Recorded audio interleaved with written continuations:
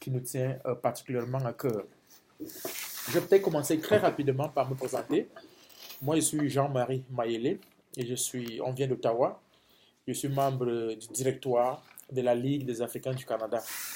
Et à ma gauche, c'est M. Cheikh Ahmed Tidiane-Ba. Moi, je suis de nationalité camerounaise et lui, il est de nationalité sénégalaise.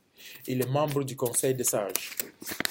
La LAC aussi, très rapidement, est une structure qui a vu le jour il y a quelques mois. Donc, elle est vraiment naissante. Elle est encore à l'étape, je dirais, embryonnaire. Nous étions animés d'un souci, celui de voir tous les Africains ensemble regarder vers une même direction. Nous sommes partis vers des multiples difficultés qui sont les nôtres. Une fois que nous arrivons ici au Canada, problèmes d'intégration, problèmes de survie, problèmes liés à l'établissement proprement dit de nos familles et même des problèmes liés à la peur du pays hôte. Voyez-vous, lorsque les étrangers viennent chez vous, vous avez beau les accueillir avec des bras ouverts, mais il arrive que vous regardez ceci avec un peu de recul. Soit n'ayons pas peur des mots, eux, ils nous regardent ici avec un peu de recul. Comme vous dites cela, ils viennent prendre notre travail, ils viennent prendre nos femmes, pourquoi pas, ils viennent prendre nos enfants, et ils viennent s'accaparer de tout. Donc, c'est avec beaucoup de pincettes que on nous prend. La preuve, c'est que chaque fois que nous sommes confrontés à certaines difficultés, il n'y a qu'à voir le traitement qui nous est réservé face à ces difficultés auxquelles nous pouvons être confrontés. On s'est dit, individuellement, il serait pratiquement difficile pour nous de faire ce combat-là. Il sera pratiquement difficile pour nous de faire la part des choses. Peut-être ensemble, nous allons pouvoir surmonter certains obstacles qui peuvent se présenter à nous. D'où la nécessité de créer la Ligue des Africains du Canada. Donc cette Ligue se veut, primo, une plateforme où nous allons nous regrouper. Secondo, elle se veut également un lieu où on peut s'échanger d'idées, un lieu où on peut trouver certaines solutions à nos problèmes et tel chauds maintenant, où nous allons effectivement trouver des solutions à ces problèmes-là qui nous minent. Nous autres qui venons de l'Afrique, nous autres amis de l'Afrique également, pas forcément ceux qui viennent de l'Afrique, et nous autres descendants également de l'Afrique. Donc, d'où la nécessité de créer cette idée, cette ligue-là. Nous la voulons nationale, à l'échelon du Canada tout entier. Et nous la voulons également provinciale, c'est-à-dire nous avons créé des directoires au niveau de chaque province, des directoires purement autonomes, mais ces différents directoires qui seront dans les provinces et territoires vont travailler de façon coordonnée, de façon concertée, de manière à ce que les problèmes que nous ciblons soient vraiment très très très bien pris en compte, de manière à ce que ceux-là qui vont adhérer demain dans cette ligue trouvent leur compte, qu'ils ne se disent pas où est-ce que nous sommes allés là. Parce que, voyez-vous, nous, par nature, nous sommes assez sceptiques. Nous sommes trop sceptiques. On regarde les choses de très loin et nous sommes encore enfreints à certains préjugés. Juste parce que c'est ton frère africain qui a fait ça, tu ne lui fais pas confiance. Et si ça avait été quelqu'un de l'autre côté, d'une couleur de peau qui est différente de la mienne, tu lui fais beaucoup plus confiance. Or, c'est justement des choses qu'il faut commencer à ne pas prendre de cette manière-là. Alors, vous connaissez comme tout bébé, lorsqu'il naît, il ne se lève pas, il commence à marcher. Il tâtonne, il apprend à marcher, il cherche comment est-ce qu'il peut se faire des repères jusqu'au moment où il pourra vraiment marcher, il pourra se déplacer de façon autonome et de façon vaillante. Alors, la Ligue est une structure qui est à l'image d'un bébé au moment où nous sommes là. Si vous êtes assis ici aujourd'hui, c'est pour qu'ensemble, nous trouvons des solutions pour voir comment est-ce que cette Ligue peut marcher convenablement. C'est-à-dire, nous sommes là comme des mamans qui apprennent à leur enfant comment est-ce que l'enfant doit marcher.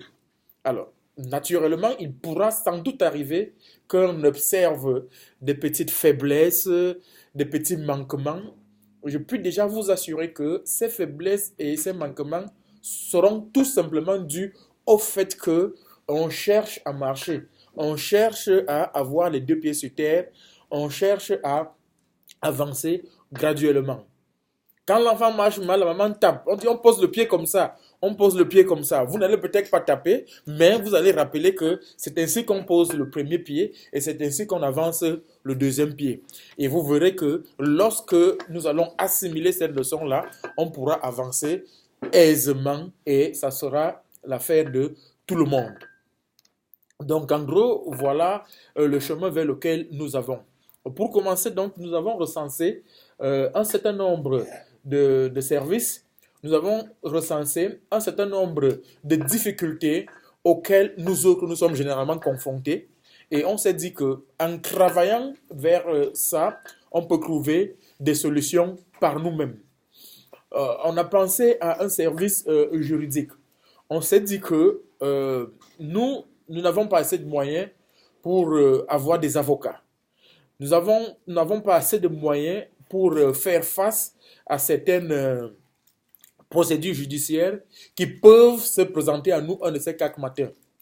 Alors, comment est-ce qu'on peut faire pour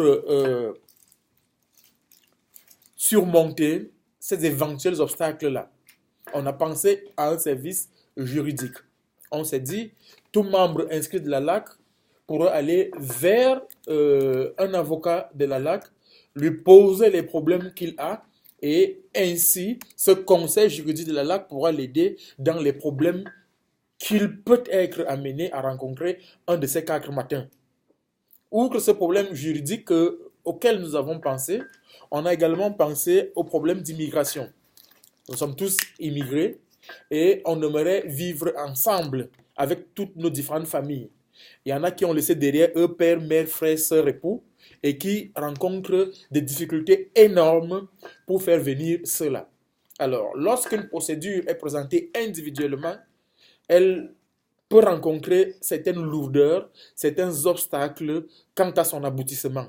Alors, si maintenant ce dossier est présenté par une structure comme celle que nous voulons, il y a là un poids. On dit que c'est toute une structure qui a présenté ce dossier. Et ça peut faire peur à certains de suivre mon regard, à d'autres personnes. Ça peut leur faire peur, dire non, cette structure, si jamais elle s'élève contre nous aujourd'hui, elle peut tempêter les médias, ceci, cela, tout ce que vous savez. Et ce genre de dossier peut être pris un peu plus au sérieux, peut-être pas totalement au sérieux, mais convenez avec moi qu'il peut être pris un peu plus au sérieux. Et c'est pour cela que nous avons pensé à ce service d'immigration. Nous avons également pensé à un service social et nous travaillons actuellement sur la réinsertion sociale de nos enfants et la prise en compte de ceux-ci lorsqu'ils sont en période de probation. Nous avons fait un constat, nous avons fait des études, nous nous sommes rendus compte que dans les prisons, ne serait-ce que de l'Ontario d'où nous venons, je ne sais pas si c'est le cas au Québec, 80% des pensionnaires dans les prisons pour mineurs sont les nôtres. 80%. Ils sont les nôtres. Alors, comment est-ce qu'on peut faire pour aider ceci? Généralement, chez nous, en Ontario, il y a une période de probation. C'est-à-dire, lorsque ta peine, il te reste 1 an ou 8 mois pour que ta peine prenne fin, on te met dans, on te place dans des maisons. Et dans ces maisons closes qui sont presque toujours comme des prisons, en ce sens que tout est contrôlé, on essaie de voir comment est-ce qu'on peut vous réintégrer dans la société.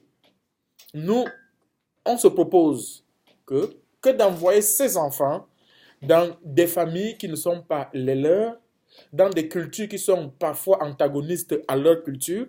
Pourquoi nos ligues n'ouvriraient pas des maisons de transition et nous dirons à nos gouvernements provinciaux respectifs que, au lieu d'envoyer ces enfants dans leur maison, envoyez-nous ces enfants-là. Nous savons traditionnellement, comment est-ce qu'on peut faire pour les rééduquer, pour les remettre sur les rails, pour remettre ces enfants dans le sérail. Donc, ça, c'est des choses qu'on se propose de faire. Et il est démontré qu'ils ne peuvent vraiment s'en sortir que s'ils sont pris en compte par les nôtres, par nous-mêmes. Parce qu'on a nos valeurs qui sont universelles en Afrique, quel que soit le coin de l'Afrique où nous sortons, on a des valeurs qui nous restent universelles. Et celles-là qu'on peut parvenir à faire véhiculer, à faire circuler. Donc nous, on s'est donc proposé d'avoir ce genre de centre-là où nos enfants vont venir à nous et où nous allons essayer de voir dans quelle mesure on peut les réintégrer dans la vie normale. On a pensé également, toujours dans le cadre de ce même service, on a pensé également qu'on pouvait faire le tour des prisons, ne serait-ce que quelques prisons, pour parler nous-mêmes à nos jeunes, pour voir si on peut les rencontrer, selon un calendrier bien défini, pour leur parler pendant qu'ils sont encore là-bas. Parce qu'il est démontré également en Afrique que lorsqu'on parle à nos enfants, ceux-ci sont à même vraiment de comprendre.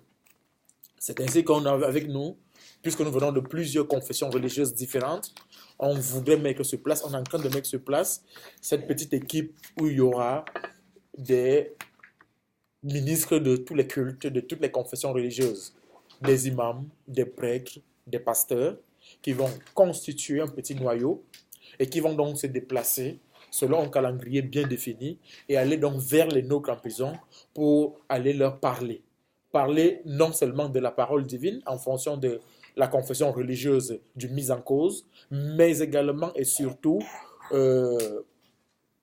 faire comprendre à ces mis en cause que sa cause n'est vraiment pas perdue, qu'elle peut être gagnée et qu'au sortir de là même, il peut retrouver un bonheur beaucoup plus que celui qui est resté libre de toutes ses occupations. Donc c'est ce que on voudrait faire sur le plan purement social. Outre le plan social, nous avons également pensé à une histoire comme celle de RPN que vous connaissez tous, je crois. Retour au pays natal, vous connaissez? Ok. On a pensé à une histoire comme celle de faire rapatrier nos corps dans nos pays respectifs. Ne nous leurrons pas, c'est un projet vraiment très difficile. Un corps d'ici, quel que soit le pays d'Afrique, dans des conditions légales, ça va chercher dans les 12 000. Et le corps ne voyage pas seul. Donc si on met à côté du corps quelqu'un qui doit accompagner ce corps, ça va chercher dans les 15 000.